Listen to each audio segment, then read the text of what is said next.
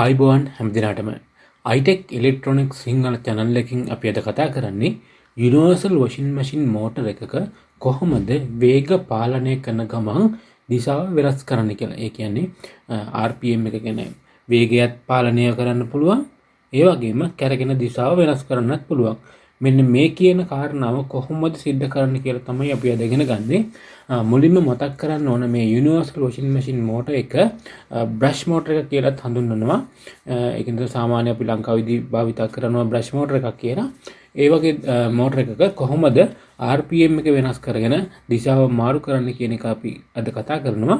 මේකෙදි AC DC කියන විදුලි වර්ග දෙකටම මේ motor එක භාවිත කරන්න පුළුවන් නිසා තමයි universal washing machine motor කියලා මේක හඳුන්වන්නේ. මේ motor එකේ ප්‍රධාන කොටස් දෙකක් තියෙනවා. මේ ප්‍රධාන කොටස් දෙක තමයි ස්ටේටර් එක සහ රෝටර් කියන පාර්ට් දෙක. මෙතනදී මෙන්න මේ නම් දෙක අපි මේ පාඩම දිගටම කතා කරන නිසා ඔයාලා හොඳින් මතක තියාගන්න. මෙතන තියෙනවා ස්ටේටර් එක, මේ තියෙන ස්ටේටර් එක, මේ තියෙන්නේ රෝටර් එක. සාමාන්‍යයෙන් මේක ආමචර් එක කියලා භාවිත කරනවා. මේකද ෆීල්ඩ් කොයිල් එක කියලා අපි භාවිත කරනවා. මේ මෝටර එකේ ප්‍රධාන සෙන්සර් එකක් සම්බන්ධ වෙලා තිනවා.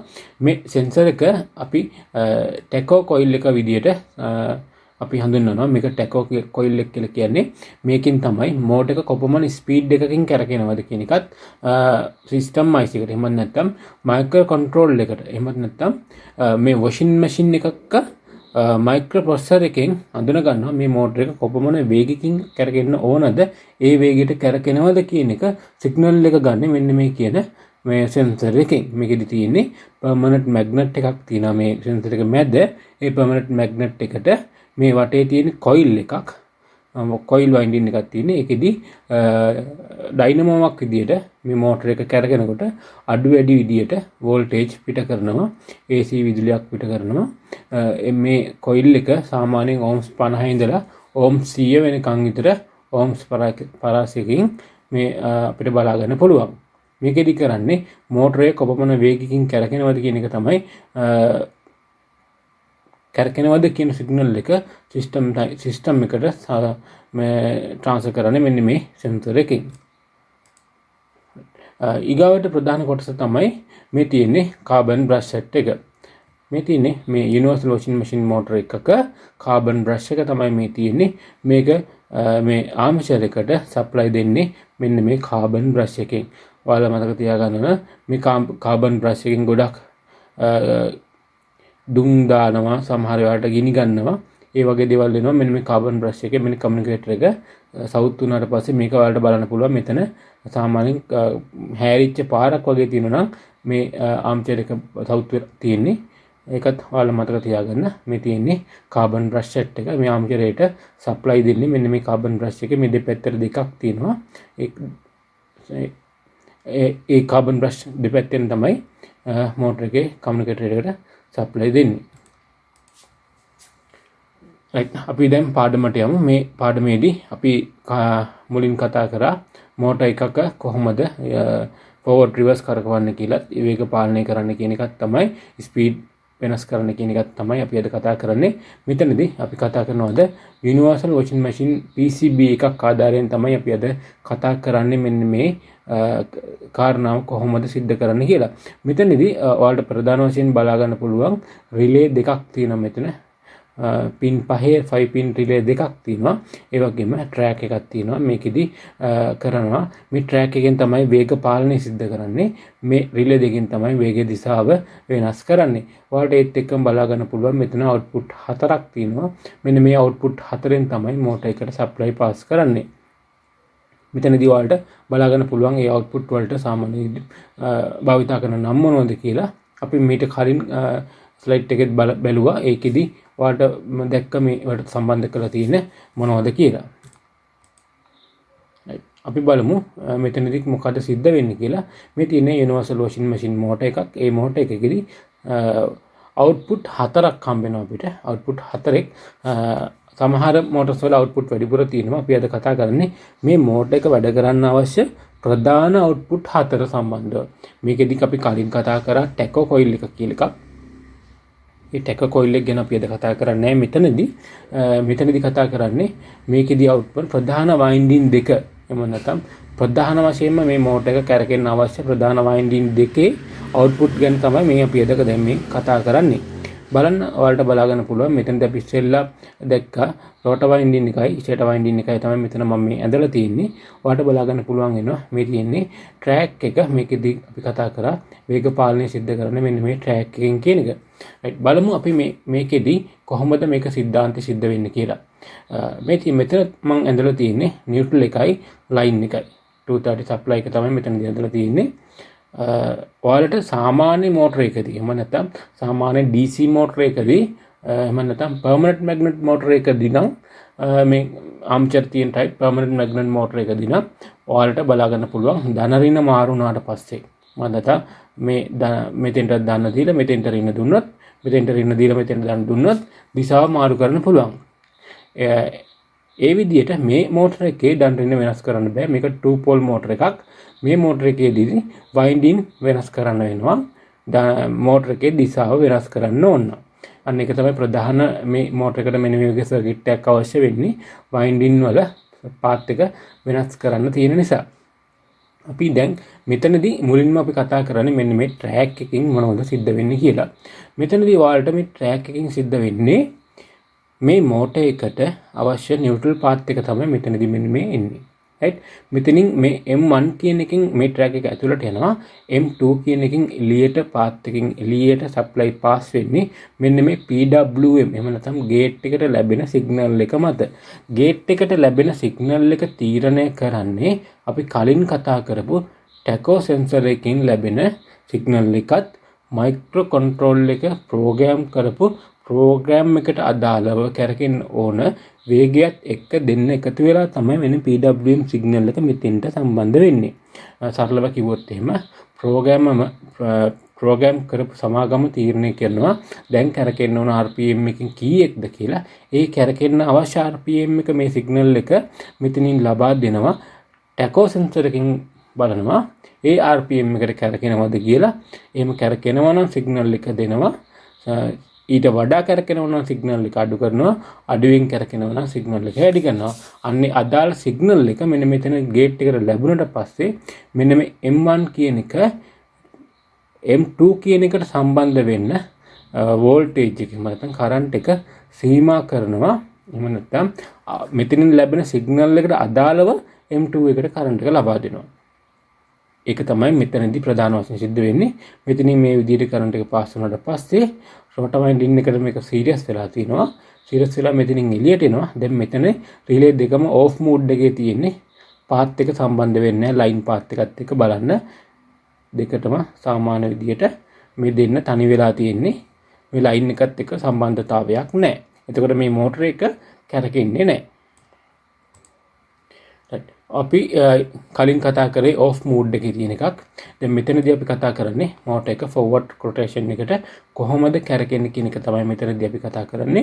මම මෙතන කලින් කතා කරා වගේ මෙතනින් PWM සිග්නල් එකක් එනවා. නියුට්‍රල් පාත් එක මෙතනින් සම්බන්ධ වෙලා තියෙනවා. අවශ්‍ය කොපමණ RPM එකකින් කැරකෙන්න ඕනද කියන සිග්නල් එක මෙතනින් එනවා. ඒ අවශ්‍ය විදුලිය ලැබුණට පස්සේ R2 කියන රොටේටර් එහෙම නැත්නම් රොටේටර් වයින්ඩින් දෙවෙනි අවුට්පුට් එකකින් ඇතුළට අරගෙන පළවෙනි එකෙන් එළියට එනවා. ඇවිල්ලා මෙතන මේ රිලේ එක ඔන් එකේ තියෙන සම්බන්ධතාවයක් නැහැ. ඒක නිසා මේක මේ පැත්තට එනවා. ඇවිල්ලා මෙතන මේ සම්බන්ධතාවයක් හැදිලා තියෙනවා මේ B රිලේ එකෙන්. B රිලේ එකෙන් සම්බන්ධතාවය අරගෙන මේ වයින්ඩින් එක මෙන්න මේ විදියට සම්බන්ධ වෙලා මෙතන ස්ටේටර් වයින්ඩින් එකත් සීරියස් වෙනවා මෙතනදී. සීරියස් වෙලා මේ රිලේ පාත් එක මෙතනින් ලයින් එකත් එක්ක සම්බන්ධතාවය හදාගෙන මේ මෝටර එක කැරගෙනවා. මෙන්න මේ කියන සර්කිට් එක අපි සරලව මම මෙන්න මෙතන ඇඳලා තියෙනවා. මේ කියන සර්කිට් එක සරලව මෙතන ඇඳලා තියෙන්නේ මේ රිලේ දෙකක් යොදාගෙන සම්බන්ධතාවය හදලා තියෙන්නේ මෙන්න මේ R1 කියන රොටේටර් 1 කියන වයින්ඩින් අවුට්පුට් එකයි ස්ටේටර් 2 කියන වයින්ඩින් අවුට්පුට් එකයි දෙන්න එකට සම්බන්ධ කරලා තියෙනවා. එහෙම නැත්නම් මේ මෝටර එක සීරියස් කරලා තියෙනවා ස්ටේටර් වයින්ඩින් එකයි රොටර් වයින්ඩින් එකයි දෙන්නම. බලමු කොහොමද මේ මෙතනම තියෙන මේ සර්කිට් එකම තමයි මේ තියෙන්නේ. නියුට්‍රල් පාත් එක ආවා. මෙතනින් සීරියස් වුණා. සීරියස් වෙලා මෙතනින් ඇතුළට ආවා, මෙතනින් එළියට ආවා. ඊට පස්සේ මේ තියෙන ස්ටේටර් 2 කියන එකකින් ඇතුළට ආවා, ස්ටේටර් 1 කියන එකකින් එළියට ආවා. රයිට්, මෙතනින් පාත් එක සම්බන්ධ වුණා. ඔයාලට පැහැදිලිව මෙතන පේන්න ඕන මෙන්න මේ R1 කියන එකට R2 කියන එක S2 කියන එක සම්බන්ධ කරපු එක තමයි මෙන්න මෙතනින් සිද්ධ වුණේ. බලන්න මේ R1 කියන එක, මේ තියෙන R1 කියන වයින්ඩින් එක මෙතනින් මෙහෙම ගියා, මෙතනින් මෙහෙම ගියා. මේ බලන්න තනි පාත් එකක් හැදිලා තියෙන්නේ. රයිට්, මේ දුර ගියපු පාත් එක. රයිට්, ඉතින් මේ දුර ගියපු පාත් එක තමයි මෙතනදි සිද්ධ වුණේ. මෙන්න මේ දෙන්න සම්බන්ධ කරා, සීරියස් කරා. මේ සීරියස් කරාට පස්සේ තමයි මෙතන මේ දිශාව අපි හදාගත්තේ. මේ දෙන්න සීරියස් කරලා 230 වලට සම්බන්ධ වුණා. ඔයාලා විශේෂයෙන් මතක තියාගන්න ඕන මෙන්න මේ විදියට සම්බන්ධ කරාට පස්සේ මේක RPM එක උපරිම වේගයෙන් තමයි කරගෙන්නේ. RPM එක උපරිම වේගයෙන් කරගෙන්නේ මෙන්න මේ විදියට සම්බන්ධ කරාට පස්සේ මේ RPM එක උපරිම වේගයෙන් කරගෙන මෙන්න මේ විදියට සම්බන්ධ කරාට පස්සේ වේග පාලනයක් එක්ක සම්බන්ධ කරනවා නම් මෙන්න මේකට මේ වගේ ට්‍රැක් එකක් දාලා වේග පාලකයක් හයි කරන්න ඕන. ඔයාලට මෙතනදී ෆෑන් ඩිමර් සර්කිට් එකක් වගේ භාවිතා කරලා මෙතන වෙනකොට මෙන්න මේ ටර්මිනල් එකටයි මේ ටර්මිනල් එකටයි ෆෑන් ඩිමර් අවුට් එකක් ලබා දුන්නොත් මේකෙදී කන්ට්‍රෝල් එක දාලා මේක ප්‍රීසෙට් එකකින් මේක වේග පාලනය සිද්ධ කරන්න පුළුවන්. මේ මෝටර් එකක් සාමාන්‍යයෙන් උපරිම වේගයෙන් කරකවන්නේ නැහැ. ඒකට හේතුව තමයි මේක සාමාන්‍යයෙන් උපරිම මැක්සිමම් RPM 20000ක් වෙනකන් වගේ යන්න පුළුවන්. ඒ වගේ RPM එකකින් වැඩි වෙලාවක් මේ මෝටර් එකක් පාවිච්චි කරන්න බෑ.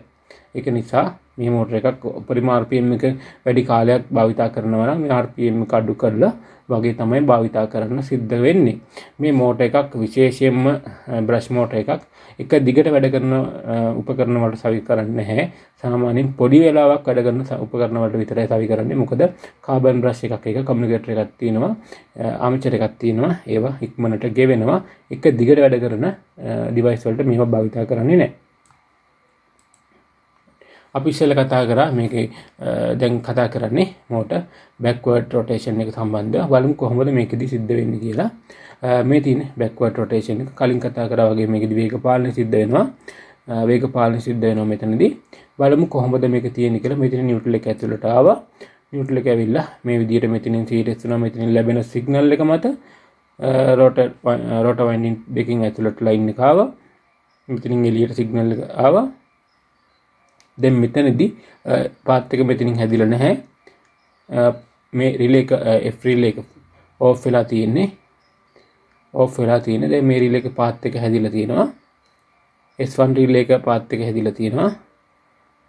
S1 රිලේ එකෙන් එළියට එනවා. S2 අවුට්පුට් එක එනවා. S1 රිලේ එක නෙවෙයි, ස්ටේටර් වයින්ඩින් එකෙන් එළියට එනවා. ස්ටේටර් වයින්ඩින් එකෙන් එළියට ඇවිල්ලා මේ විදිහට මේ රිලේ එකේ පාත් එක හදාගෙන දැන් ස්විච් වෙලා තියෙන B රිලේ එක ලයින් එකත් එක්ක සම්බන්ධතාවය හදාගත්තා. දැන් ඔයාලට බලන්න මෙතනදී සිද්ධ වෙන්නේ මෙන්න මේ R1 කියන ඒ කියන්නේ රෝටර් වයින්ඩින් එකයි බලන්න මේ පාත් එක S1 කියන ස්ටේටර් 1 කියන වයින්ඩින් එකයි දෙන්න එකට සම්බන්ධ කරපු එක තමයි මෙතනදී සිද්ධ වුනේ. අන්න ඒක මෙන්න මෙතන මම ඇඳලා තියෙනවා. මේ තියෙන්නේ ඒ වයින්ඩින් අවුට්පුට් එක.